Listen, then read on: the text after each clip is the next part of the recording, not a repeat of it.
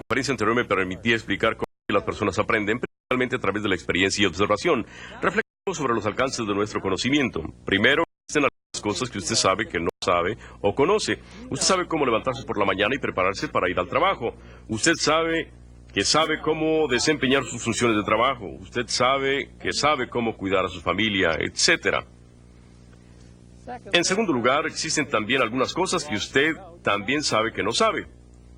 Usted podría utilizar algún software procesador de palabras todos los días sabiendo utilizar ciertas funciones, pero también sabe que ese software tiene muchos alcances y que usted no sabe cómo utilizarlos todos. Y si usted es como yo, ni me preocupa esto, pero aún así yo sé que no sé todo eso.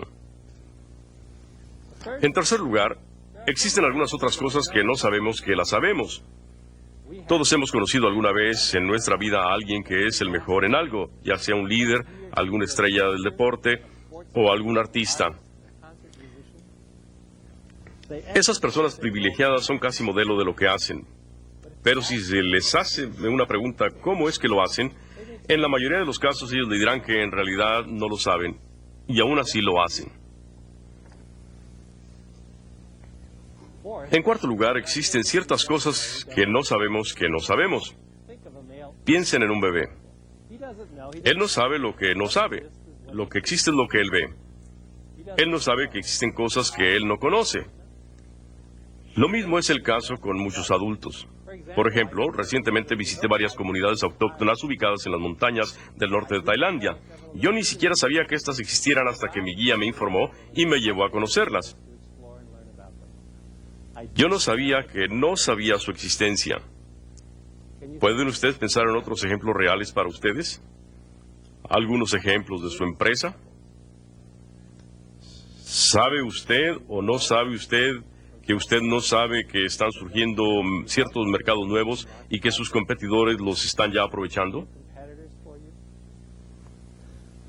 En cierta encuesta de presidentes de varias corporaciones exitosas se les preguntó, ¿qué es lo que los hace perder el sueño más frecuentemente? Varios de ellos contestaron, a mí no me preocupan las ventas, las finanzas o la producción.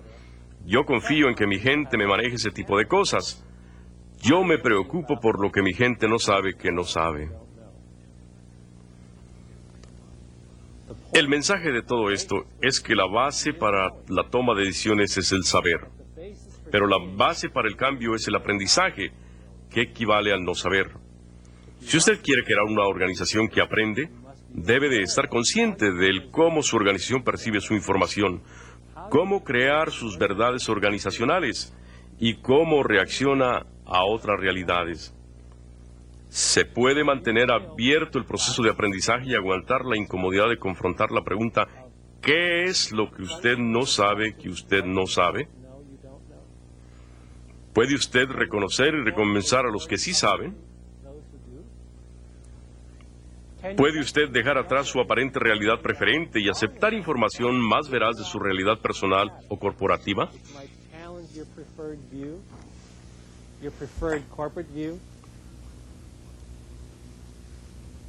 Nuestros valores fundamentales influyen en nuestra percepción. Ya he hablado en otras ocasiones de la importancia de los valores en una organización.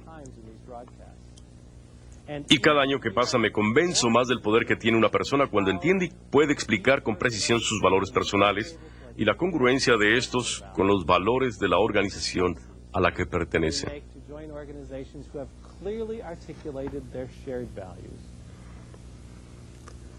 Los valores definen los parámetros de comportamiento que la organización fomenta. La mera comprensión de esos parámetros libera a cualquier trabajador del espectro del miedo antes aludido.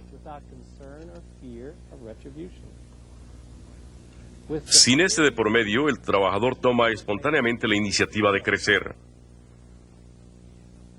Donde hay crecimiento, hay también aprendizaje. Haremos ahora una pausa para contestar algunas de sus preguntas y regresando analizaremos la importancia de las actitudes en el trabajo y los resultados de diversas investigaciones que comprueban el poder que tiene nuestra cultura organizacional para influenciar positiva o negativamente el aprendizaje. Gracias, señor Hoffman. Comenzamos con la primera sesión demostrativa de preguntas y respuestas. Trataremos de dar cabida al mayor número de preguntas.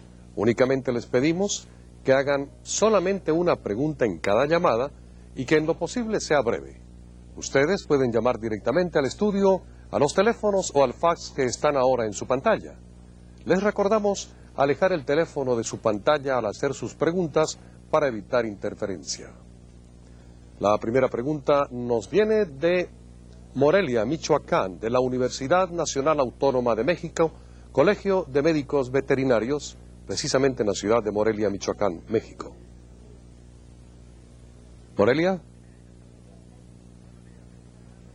Mire, buenos días, estoy hablando del Colegio de Médicos Veterinarios de Michoacán. Tenemos algunas preguntas que conducen a lo siguiente. La primera, ¿cuál es el proceso mediante el cual se elimina el miedo después de un fracaso? ¿Cómo se puede conducir a un grupo de trabajadores que han estado laborando por largo tiempo en la zona de peligro, conducirlos hacia la zona de alta producción o de alta productividad? ¿Cómo ampliar la percepción de la realidad de los trabajadores? Y en un ambiente de trabajo conflictivo, ¿qué conducta se debe seguir para que las percepciones económicas tengan efectos positivos? Muchas gracias.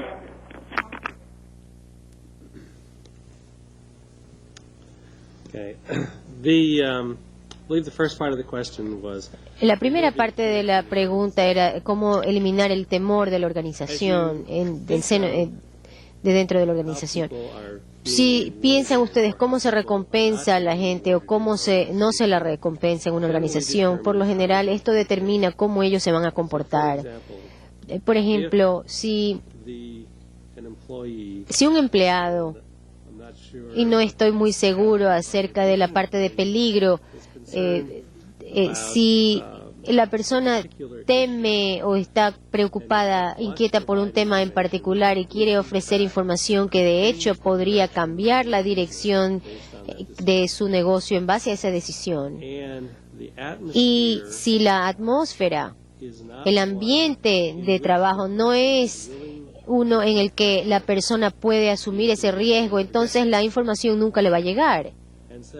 Así que lo que pasa es que el líder es el que tiene que ser muy claro en sus expectativas, tener muy claras las expectativas y el comportamiento, la conducta que ellos apoyan, es decir, de que la gente asuma riesgos y que sean reconocidos por ese riesgo que asumen y que entonces haya otras personas que quieran asumirlo también. Así que en realidad el miedo se elimina mediante el entendimiento, la comprensión y el apoyo que se puede dar.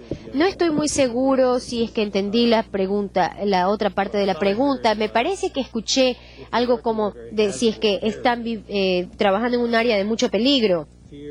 El temor es de la organización o del tipo de trabajo. El temor de la organización hay que eliminarlo, pero si se trata de seguridad en el trabajo, por supuesto eso hay que asegurarlo, ¿no? Si es peligro en ese aspecto. Y en esas situaciones, para que la gente pueda expresarse, es necesario darles la información adecuada y crear un nivel de comprensión para que se puedan tomar las decisiones correctas. Me parece que la tercera parte de la respuesta tiene que ver cómo es que la organización percibe las cosas. Yo creo que la gente dentro de la organización debe tener una idea de cómo ellos perciben las cosas y luego, a medida que se recibe la información dentro de la organización y cómo esta organización responde, tendrán ustedes las claves para ver cuál es el proceso perceptual de la organización. Y de esta manera entonces se puede saber qué es lo más importante para la organización. Si lo que usted recibe de ellos, lo que usted escucha y cree usted que debe ser lo importante, entonces los líderes tienen un reto, por supuesto, tienen que volver y abordar, enfocarse y poner atención a esos temas. No estoy seguro de haberle entendido perfectamente bien su pregunta, me parece que por... Bien, y ahora desde Morelia, Michoacán, nos vamos a Perú, a la ciudad de Lima, en donde formulan la siguiente pregunta de la Universidad Nacional de Ingeniería Lima. Lo escuchamos. Sí, habla la Universidad Nacional de Ingeniería. Tenemos un par de preguntas que quisiéramos formular juntas. ¿Cómo se puede pasar de una organización de normas rígidas que crea mucho temor al fracaso a otra en la cual se pueda desarrollar un ambiente más adecuado al aprendizaje de experiencias negativas? Una segunda pregunta: en una organización inteligente, ¿es fundamental la investigación y elaboración de diagnósticos para preparar el cambio organizacional o puede obviarse este proceso?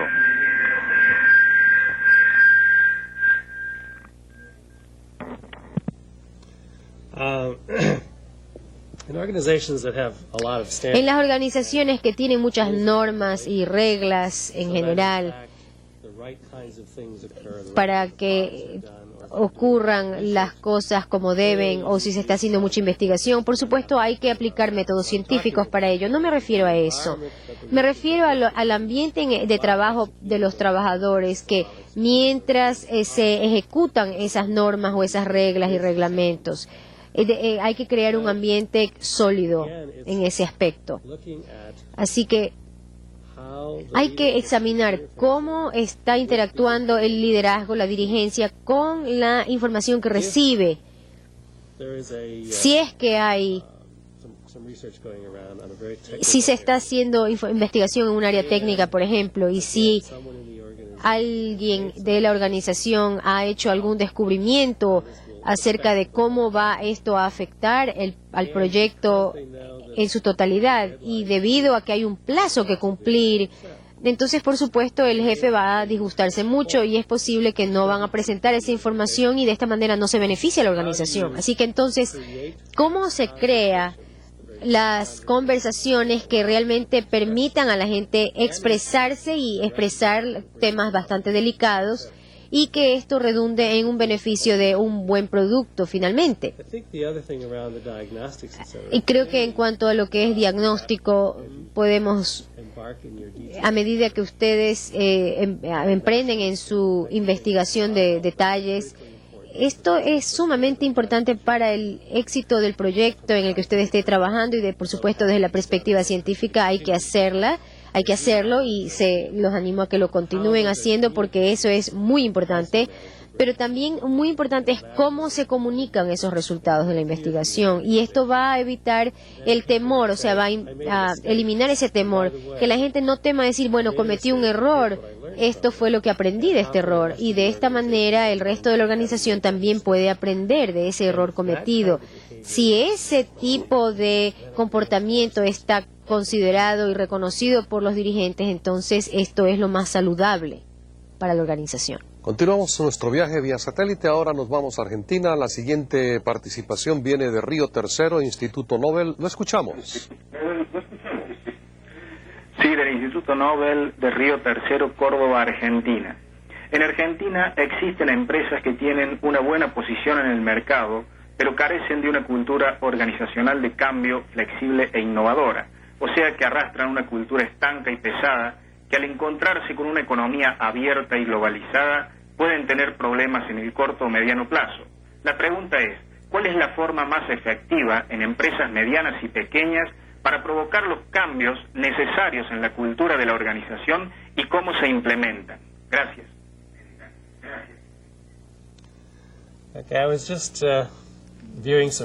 Estaba yo justamente ayer leyendo algunas investigaciones y estudios sobre esto que muestran claramente que dichas organizaciones, esas que pueden que aceptan cambios versus a las que no aceptan los cambios, bueno, y sobre eso vamos a hablar en el segundo módulo.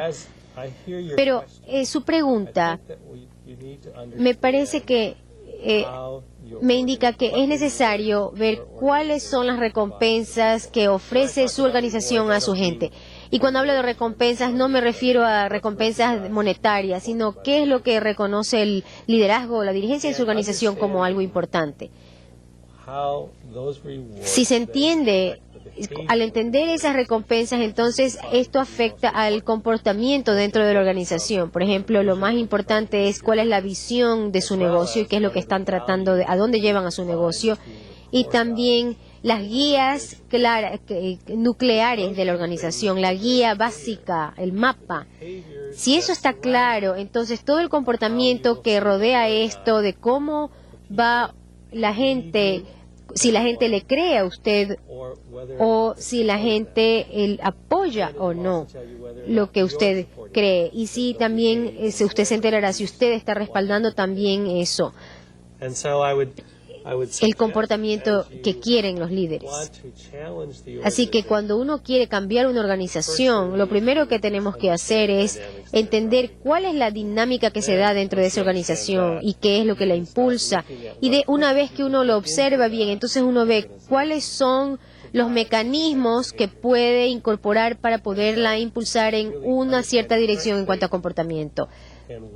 Y de esta manera se pueden ver los elementos de la organización que pueden ser cambiados para llevar a los cambios futuros. Nada, no es magia, pero sí es trabajo muy difícil porque toma mucha observación, percepción, ver cómo la organización percibe, cómo toma conciencia de las cosas, aprende y luego puede hacer los cambios. Y de Argentina vamos ahora a Cerro Azul, Veracruz, México. La siguiente pregunta la formulan del Instituto Tecnológico de Cerro Azul. Lo escuchamos.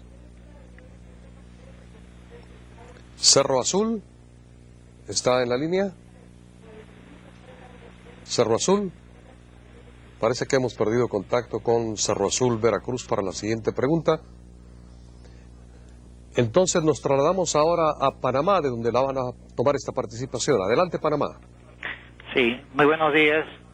Hablamos desde el Centro Regional de la Universidad Tecnológica de Panamá en Azuero, aquí en la provincia de Los Santos. La pregunta es la siguiente: ¿cómo se instruye a un gerente que dice que sabe lo que debe saber sin saber él lo que debe saber, para que sepa lo que debe saber y hacer? Gracias. Okay. That's not necessarily an easy one to answer. Esta sí es una pregunta bastante difícil y muchas gracias por hacerla. The context in which we were talking El contexto al que nos referimos es cómo la organización puede aprender. Y cuando piensa usted en los gerentes de la organización, ¿cómo los ayuda usted a que tengan conciencia de las demás cosas, de lo que ocurre en el mundo externo a la organización? Bueno, cuando uno dice yo sé lo que sé y eso es todo lo que necesito saber, bueno, y de esta manera puedo estar a salvo. Pero en realidad el desempeño humano hay ciertos mecanismos que se aplican y que ayudan a cambiar el comportamiento de alguna manera que puede ampliar su acervo de conocimientos. Así que esto hay que buscar a ver cuáles son los mecanismos que estamos utilizando para impulsar el cambio. Y ahora el asunto es cómo entiende la organización los datos que recibe. ¿Acaso los filtra de alguna manera y dice, bueno, tal vez voy a buscar información en otra parte del mundo sobre este aspecto de mi mercado? O tal vez debo buscar en otra parte en cuanto a lo que al referente a un desarrollo de un producto en particular, y si ese tipo de comportamiento realmente es promovido dentro de la organización, porque es a través de ese tipo de aliento y de reconocimiento de ese comportamiento que entonces la gerencia amplía sus horizontes. Y de esta manera se sabe que una perspectiva más amplia es reconocida como algo más importante y de esa manera se puede cambiar el comportamiento. Desde Panamá nos vamos ahora a Brasil. La siguiente pregunta es formulada por el Servicio Brasileño de Apoyo a la Micro y Pequeña Empresa en Minas Gerais. Lo escuchamos. Minas Gerais, Brasil, adelante. En general, buenas tardes.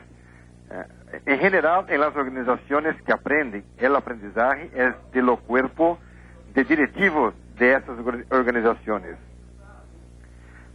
¿cómo se puede desarrollar un proceso en lo cual los individuos puedan aprender a aprender, haciendo con que esas organizaciones sean verdaderamente learning organizations?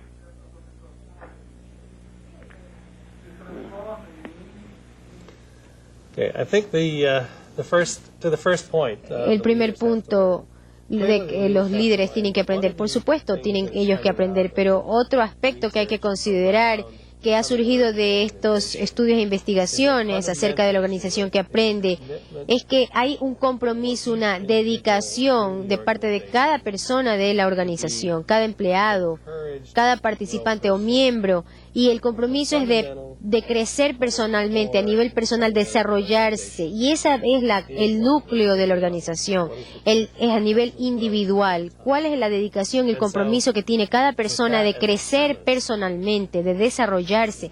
Teniendo eso como premisa, como un supuesto, entonces la organización puede observar formas de reconocer y de apoyar al individuo en su trayectoria de aprendizaje, y de esa manera la organización empieza a cambiar su percepción y su capacidad de percibir a medida que reúne la información. La tensión es que siempre aprendemos a través del fracaso, y por supuesto preferiríamos no fracasar en los negocios. Así que no es necesario poner el negocio en tal riesgo que entonces el negocio se echa a perder, no, sino que tenemos que ver cuáles son los mecanismos que se pueden implementar para que la gente tenga esa experiencia cotidianamente en el trabajo y la aprovechen, y que los líderes que crean ese ambiente puedan compartir esa información, porque de lo contrario, si yo soy el único que está aprendiendo y nadie más aprende, no está bien. No es la organización ideal. Lo importante es crear los mecanismos para reunir la información y luego compartir esa información. Así que hay que ver cuáles son las conversaciones que se dan en pequeños grupos y cuáles son las conversaciones que se llevan entre los líderes y los empleados en general, o cuáles son las conversaciones de los empleados en cuanto a mejoramiento de procesos, y cuáles son las investigaciones que se han dado y los resultados, a ver cómo se entrega esa información y lo que hemos aprendido de esas experiencias y cómo la retenemos la información y la compartimos. En la frontera México-Estados Unidos, cerca de San Diego, está la pujante ciudad de Tijuana. Desde allí formulan la siguiente pregunta del Instituto Politécnico Nacional. Escuchamos. Sí, muy buenos días. ¿Qué opina de la frase, yo solo sé que no sé nada? Gracias.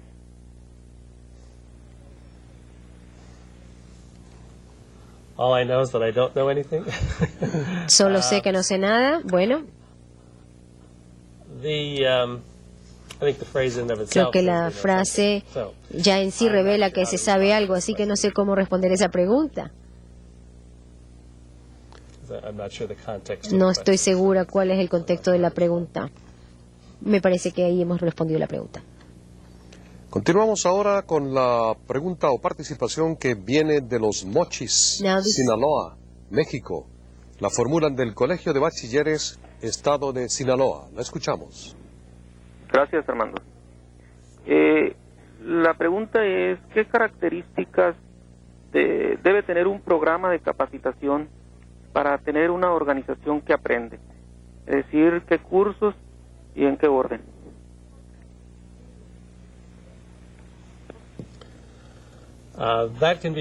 Esa puede ser una larga conversación, un análisis bastante extenso, pero se me ocurren algunos elementos clave que deben incluirse en cada uno de esos cursos, sean los que fueren, técnicos o de gerencia o cursos sobre conducta y comportamiento en los negocios, o cursos de entrenamiento o de desarrollo de desempeño personal y humano.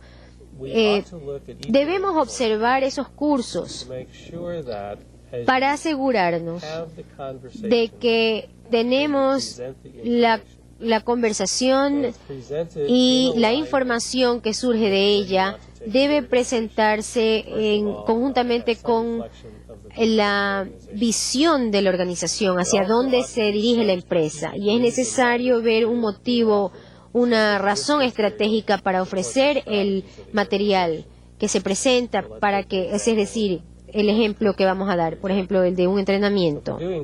Para hacer el coaching, el entrenamiento, ¿cuál es el proceso? ¿Qué está haciendo el proceso para ayudarnos a llegar a esa meta? Y si observamos las características humanas, si están ellos dando apoyo a esos valores que son importantes para nosotros en la organización. Así que esto constantemente implica un alineamiento entre los valores, la visión de la organización. Hay que alinear las cosas. Y las personas, por ejemplo, consideran que dentro de esa organización decir la verdad es un valor importante dentro de esa organización, y si uno ha cometido un error, pues tiene que tener la franqueza de decir la verdad al respecto, y en ese mismo proceso uno se convierte en una organización de aprendizaje, una organización que aprende, y entonces todo el mundo se va a beneficiar. Por ejemplo, no se debería prescribir un curso determinado, sino que más bien habría que observar cuáles son los conocimientos, las destrezas que el negocio necesita para ser eficaz, y entonces eso tiene que alinearse con la visión, las estrategias de la empresa y los valores fundamentales que nosotros promovemos dentro de la organización, como por ejemplo esto de decir la verdad. Nos trasladamos ahora al Estado de México, a Coacalco. La participación viene de la Universidad Nacional Autónoma de México, Universidad Hispanoamericana. Buenos días. ¿Qué recomendaría para mantener la actitud positiva desde los valores hasta la calidad de las decisiones en empresas en crisis? ¿Y cómo puede decirle al personal que sabe que no sabe? Muchas gracias, Dr. Hoffman, de parte de la Universidad Hispanoamericana.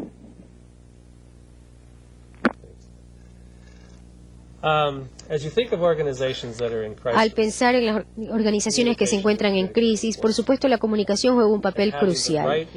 Cuando uno tiene la información adecuada, es por supuesto lo más importante para la organización. Tener esa información es importantísimo. Así que piensen ustedes en los tipos de comportamiento de las personas cuando estamos en época de crisis. Bueno, habría que hablar de cuáles son los comportamientos más cómodos de tener o cuáles son los más agresivos, ¿verdad? Pero si observamos a la organización que está pasando por una crisis, los líderes deben tomarse el tiempo para escuchar. Y esto es importantísimo, darse el tiempo de escuchar, hablar, conversar e intercambiar la información adecuada. Cuando la gente, a veces la gente está en etapa de pánico y entonces, por supuesto, nadie va a obtener los datos adecuados para tomar las decisiones adecuadas y ser efectivos y tener eficacia en la empresa. Así que el hecho de que la gente se ponga histérica no ayuda, ¿verdad? Lo que hay que hacer es que cuando uno está en época de crisis, tiene que tener mucho cuidado y hay que crear el ambiente para que la gente pueda hablar de su punto de vista con toda eficacia y con toda franqueza, más que nunca. No es fácil, sin temores. Toma parte ahora en esta televideoconferencia la Ciudad de México. La pregunta la formulan del Instituto Politécnico Nacional, Central de Cómputo y Telecomunicaciones, Zacatenco, México. Le escuchamos. Sí, muy buenos días. Habla el ingeniero Gastón González Sepúlveda, desde acá, desde la frontera de Reynosa, Tamaulipas, del Centro de Educación Continua del Instituto Politécnico Nacional. En primer lugar, queremos hacer aquí patente una felicitación al doctor Hoffman por el desarrollo de su conferencia. Y al mismo tiempo hay dos preguntas. La primera, ¿cuál es la solución para que la imagen producida por nosotros sea la del marco real verdaderamente? La segunda pregunta es cómo evitar que se distorsione la percepción del trabajador en torno a la camaradería que brindan los automandos, los altos mandos, y por el contrario, todos lograr un verdadero desarrollo organizacional. Gracias.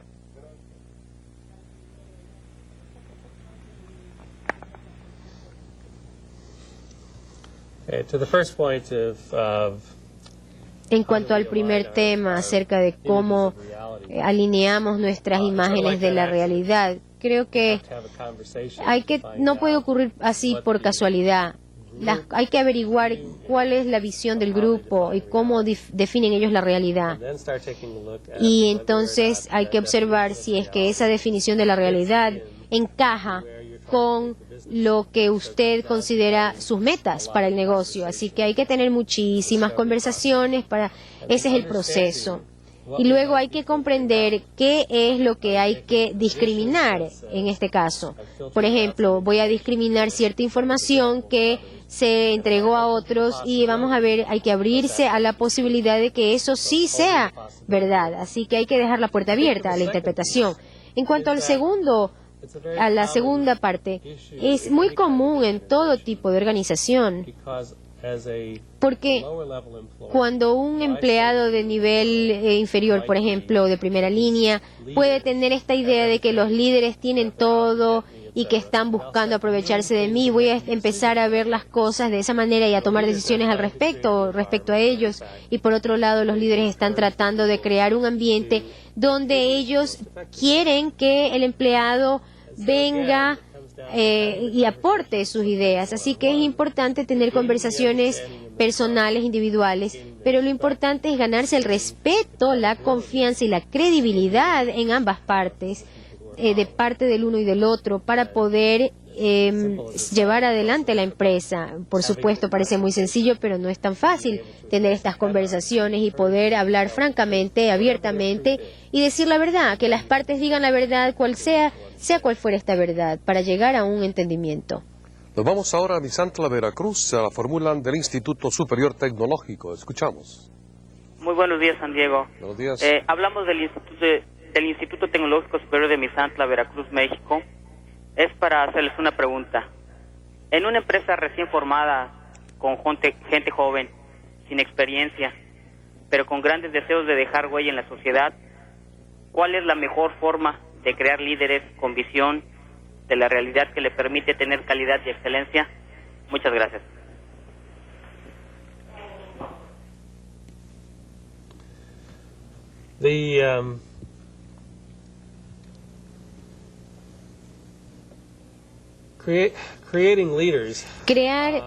La creación de líderes, bueno, escuché la pregunta, aunque no estoy seguro de que nosotros lo estemos haciendo. Yo creo que los líderes surgen en base a su capacidad para describir el futuro o una visión que otros deseen seguir o que otros deseen lograr. Así que el